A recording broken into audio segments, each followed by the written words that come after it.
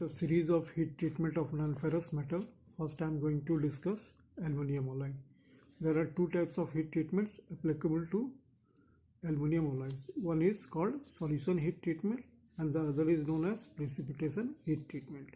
Some alloys such as 2017 and 2024 develop their full properties as a result of solution heat treatment followed by about 4 days of aging at room temperature. Other alloys such as 2014 and 7075 require both heat treatments. The alloys that requires precipitation heat treatment, that is in bracket artificial aging, to develop their full strength also is to a limited extent at room temperature. The rate and amount of strengthening depends upon the alloy. Some reach their maximum natural or room temperature aging strengths in a few days and are designated as -T4 or -T3 temper. Others continue to age appreciably over a long period of time. Because of this natural aging, the -W designation is specified only when the period of aging is indicated. For example, 7075-W in bracket half an hour. Thus, there is considerable difference in the mechanical and physical properties of freshly quenched in bracket -W material and material that is in the -T3 or -T4 temper. The hardening of an aluminum alloy by heat treatment consists of 4 distinct steps. Number 1, heating to a predetermined temperature. Number 2, soaking at temperature for a specified length of time. Number 3, rapidly quenching to a relatively low temperature. Number 4, aging or precipitation hardening either spontaneously at room temperature or as a result of a low temperature thermal treatment. The first 3 steps above are known as solution heat treatment, although it has become common practice to use the shorter term heat treatment. Room temperature hardening is known as natural aging, while hardening done at moderate temperature is called artificial aging or precipitation heat treatment. Solution heat treatment. In this temperature, the temperature used for solution heat treating vary with different alloys and range from 825 degree Fahrenheit to 980 degree Fahrenheit. As a rule, they must be controlled within a very narrow range in bracket plus or minus 10 degree to obtain specified properties. If the temperature is too low, maximum strength will not be obtained. When excessive temperature are used, there is danger of melting the low melting constituents of some alloys with consequent lowering of the physical properties of the alloy. Even if melting does not occur, the use of higher than recommended temperature promotes discoloration and increases quenching strengths. Time of temperature. The time at temperature referred to as soaking time is measured from the time the coldest metal reaches the minimum limit of the desired temperature range. The soaking time varies depending upon the alloy and thickness, from 10 minutes for thin sheets to approximately 12 hours for heavy forgings. For the heavy section, the nominal soaking time is approximately 1 hour for each inch of cross-sectional thickness. For this, I am giving you a figure to see.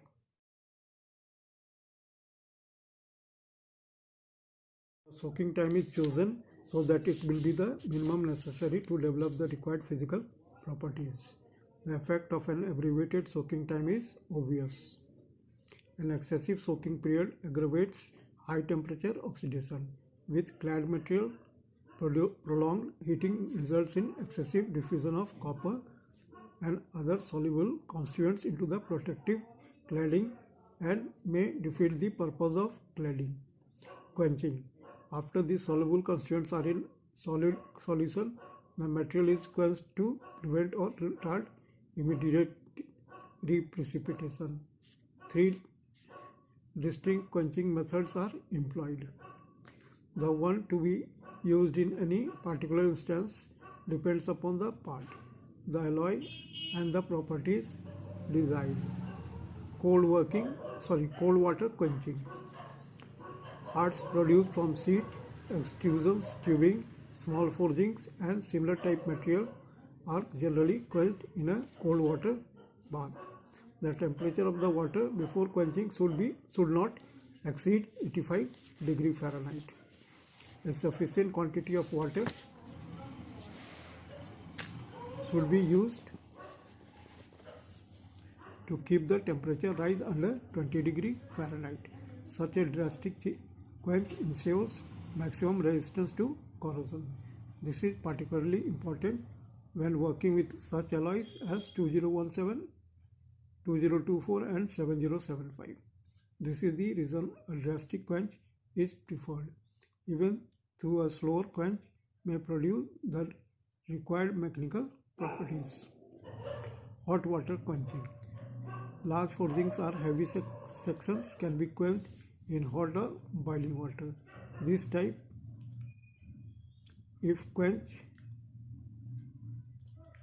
minimizes distortion and elevates cracking, which may be produced by the unequal temperatures obtained during the quench.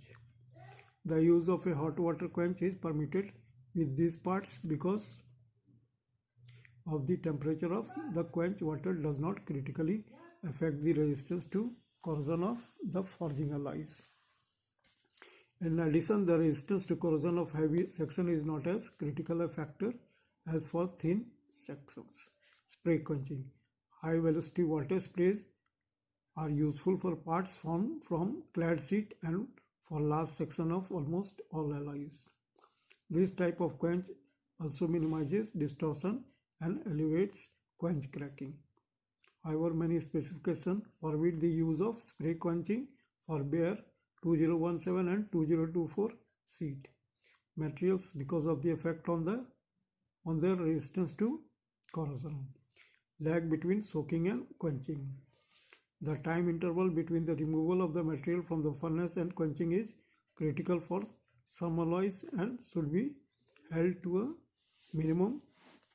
When solution heat treating 2017 or 2024 sheet material, the elapsed time must not exceed 10 seconds. The allowable time for heavy sections may be slightly greater. Allowing the metal to cool slightly before quenching promotes reprecipitation from the solid solution. The precipitation occurs along grain boundaries and in certain slip planes, causing poorer formability. In the case of 2017, 2024 and 7075 alloys, their resistance to intergranular corrosion is adversely affected. Reheat treatment. The treatment of material which has been previously heat treated is considered a reheat treatment. The unclad heat treatable alloys can be solution heat treated repeatedly without harmful effects. The number of solution heat treatments allowed for clad sheet is limited due to increased diffusion of core and cladding with each reheating. Existing specification allow 1 to 3 reheat treatments of clad sheet depending upon cladding thickness. Straightening after solution heat treatment. In this topic, some warping occurs during solution heat treatment, producing kinks, buckles, waves, and twists. These imperfections are generally removed by straightening and flattening operations. When the straightening operation produces an appreciably increase in the tensile and yield strength and a slight decrease in the percent of elongation, the material is designated dash T3 temper.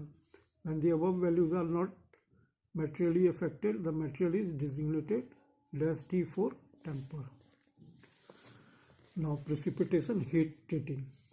As previously stated, the aluminum alloys are in a comparatively soft state immediately after quenching from a solution heat treating temperatures. To obtain their maximum strength, they must be either naturally aged or precipitation hardened. During this hardening and strengthening operation, precipitation of the soluble constituents from the supersaturated solid solution takes place. As precipitation progresses, the strength of the material increases, often by a series of peaks until a maximum is reached. Further aging (overaging) causes the strength to steadily decline until a somewhat stable condition is obtained. The submicroscopic particles that are precipitated provide the keys or locks within the grain structure and between the grains to resist internal slippage and distortion when a load of any type is applied. In this manner, the strength and hardness of the alloy are increased. Precipitation hardening produces a great increase in the strength and hardness of the material, with corresponding decreases in the ductile properties. The process used to obtain the desired increase in strength is therefore known as aging or precipitation hardening. The strengthening of the heat treatable alloy by aging is not due merely to the presence of a precipitate. The strength is due to both the uniform distribution of a finely dispersed submicroscopic precipitate and its effects upon the crystal structure of the alloy. The aging practices and use depend upon many properties other than strength. As a rule, to artificially aged alloys are slightly overaged to increase their resistance to corrosion. This is especially true with the artificially aged high copper content alloy that are susceptible to intergranular corrosion when inadequately aged. The heat treatable aluminum alloys are subdivided into two classes: those that obtain their full strength at room temperature and those that require artificial aging. The alloys that obtain their full strength after 4 or 5 days at room temperature are known as natural aging alloys. Precipitation from the supersaturated solid solution starts soon after quenching, with 90% of the maximum strength generally being obtained in 24 hours. Although 2017 and 2024 are natural aging alloys, the alloys that require precipitation thermal treatment to develop their full strength are artificially aged alloy. However, these alloys have also aged a limited amount at room temperature. The rate and extent of the strengthening depending upon the alloys. Many of the artificially aged alloys reach their maximum natural or room temperature aging strengths after a few days. These can be stocked for fabrication in the -T4 or -T3 temper.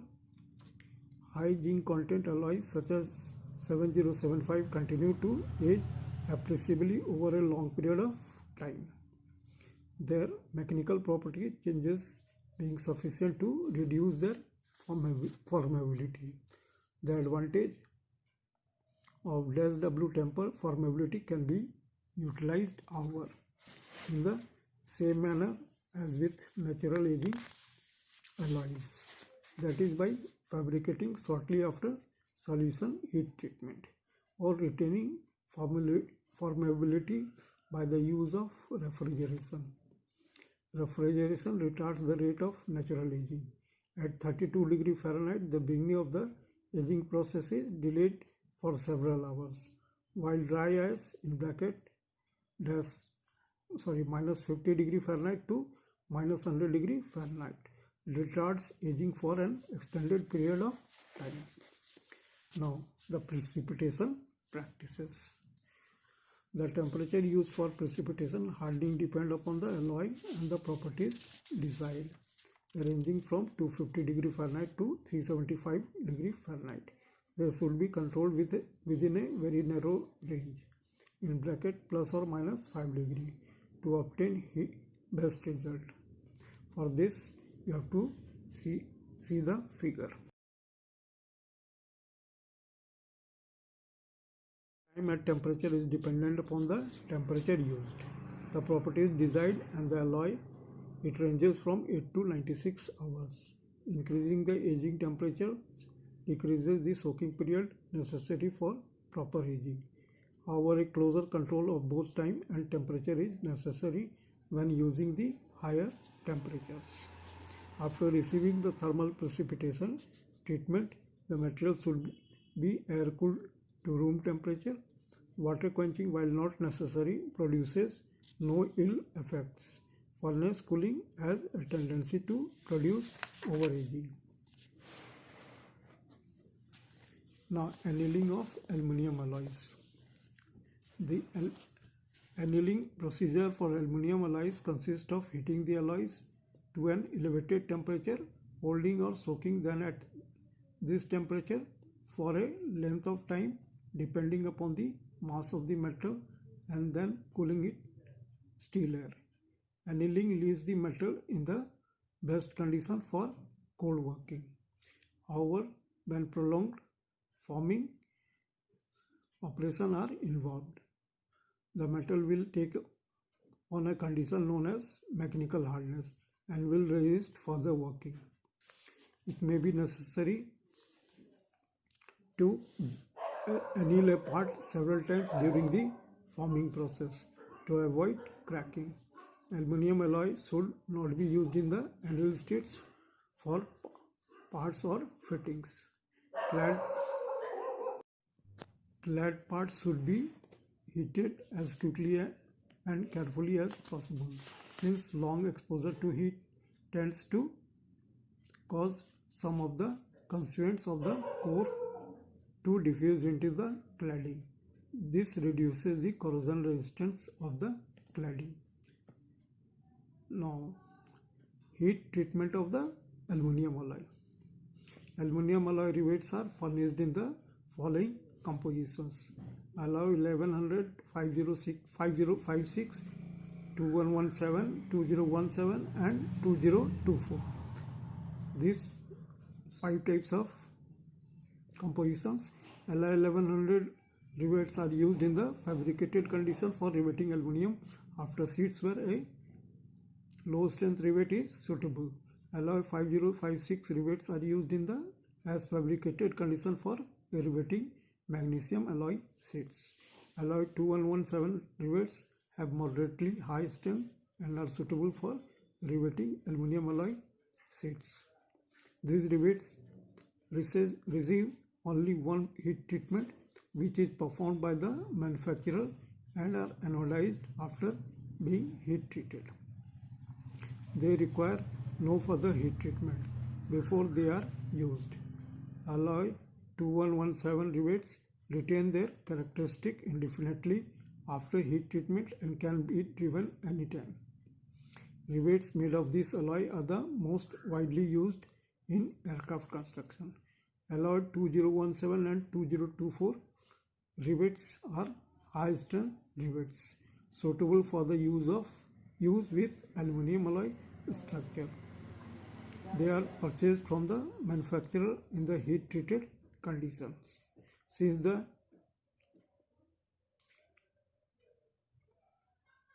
aging characteristic of these alloy at room temperatures are such that the rivets are unfit for driving, they must be reheat treated just before they are to be used. Alloy 2017 rivets become too hard for driving in approximately 1 hour after quenching.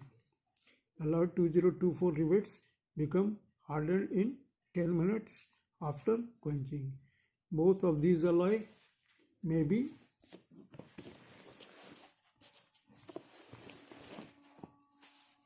reheat treated as often as required. However, they must be anodized before the first reheat treatment to prevent intergranular oxide. Intergranular oxidation of the material. If the rivets are stored in a refrigerator at a temperature lower than 32 degree Fahrenheit, immediately after quenching, they will remain soft enough to be usable for several days. Rivets requiring heat treatment are heated either in tubular containers in a salt bath or in small screen wire baskets in an air furnace. The heat treatment of Alloy 2017 rivets consists of subjecting the rivets to a temperature between 930 degree Fahrenheit to 950 degree Fahrenheit for approximately 30 minutes and immediately quenching in cold water. These rivets reach maximum strength in about 9 days after being driven. Alloy 2024 rivets should be heated to a temperature of 910 degree Fahrenheit to 930 degree Fahrenheit and immediately quenched in cold water. These rivets develop a greater shear strength than 2017 rivets and are used in locations where extra strength is required. Alloy 2024 rivets develop their maximum shear strength in 1 day after being driven. The 2017 rivets will be driven within approximately 1 hour and 2024 rivet within 10 to 20 minutes after heat treating or removal from refrigeration. If not used within these times, the rivets should be reheat treated before being refrigerated.